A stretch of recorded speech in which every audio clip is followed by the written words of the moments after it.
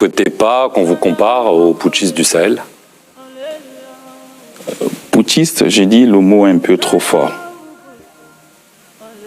Ce n'est pas un terme que je vais employer pour mes collègues militaires.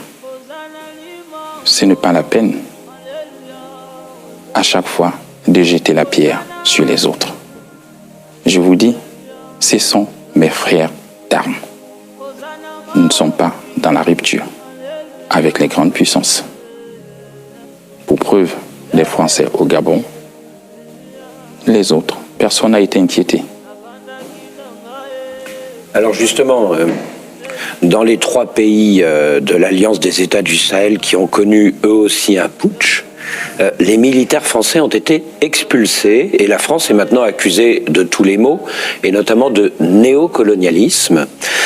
Est-ce que vous n'êtes pas tenté, vous aussi, Monsieur le Président, de suivre ce chemin qui pourrait plaire peut-être à une partie de votre opinion? Je vous ai dit, je suis inclusif. Je ne suis aucun chemin. Et aucun pays au monde ne s'est construit sans des alliés, sans des pays amis. Je travaille avec tout le monde. Je suivrai le chemin que me guide mon peuple. Je n'ai pas un chemin de rupture avec tout le monde, non. Et avec la France? Avec la France, nous entretenons de bonnes relations. Vous le savez, vous l'avez vu, des relations d'État à État. J'ai été invité en France à 4 reprises.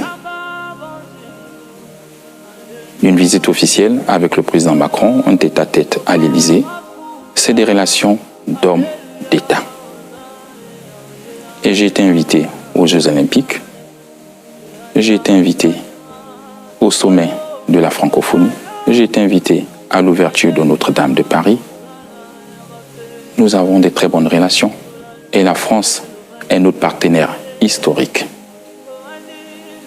Mais il ne nous a pas échappé, en dehors des 3 États du Sahel dont on a déjà parlé, si on mentionne le Sénégal, la Côte d'Ivoire, le Tchad, oui. Partout, les militaires français quittent l'Afrique, sauf ici au Gabon.